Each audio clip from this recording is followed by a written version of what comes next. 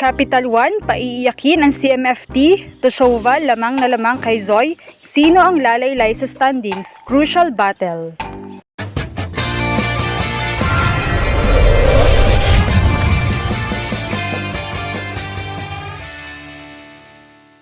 What's up, Volleyball Nation? Welcome back to my YouTube channel. Narito ako para magbigay sa inyo ng updates tungkol sa mundo ng volleyball. Pero bago yan, don't forget to subscribe and hit the notification bell para updated ka sa aking mga videos.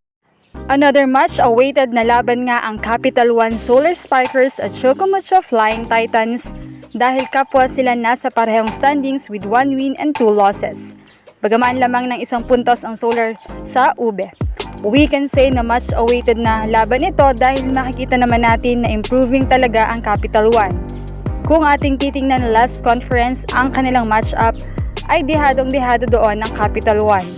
Last elimination nga ay dominating noon ng Ube nang tinalo nila ang Solar Spikers in commanding 3 sets, 25-15, 25-16 at 25-21. Lamang nga sa atake ang Chocomucho with 43 compared to 32, habang nagtali naman ng 6 blocks ang Capital and 5 for Chocomucho.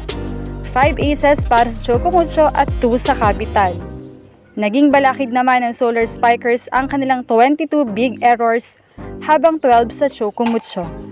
Well, kung titingnan din naman natin ang lineup at first 6 before ng Solar Spikers sa nakaraang conference, malaki rin ang pinagkaiba.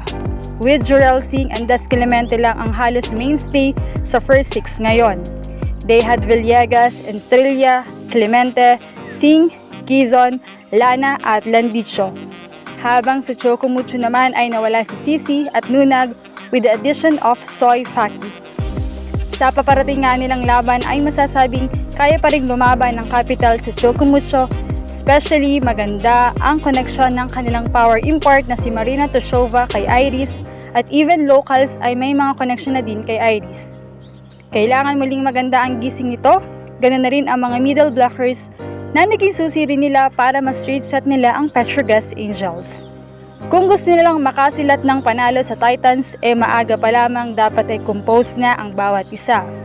Habang sa Chocomucho naman, ay kailangan lang naman nilang maituloy ang momentum nila coming from a win kontra Zeus Coffee. Still, magandang balasan ng players ni Coach Dante ang kailangan.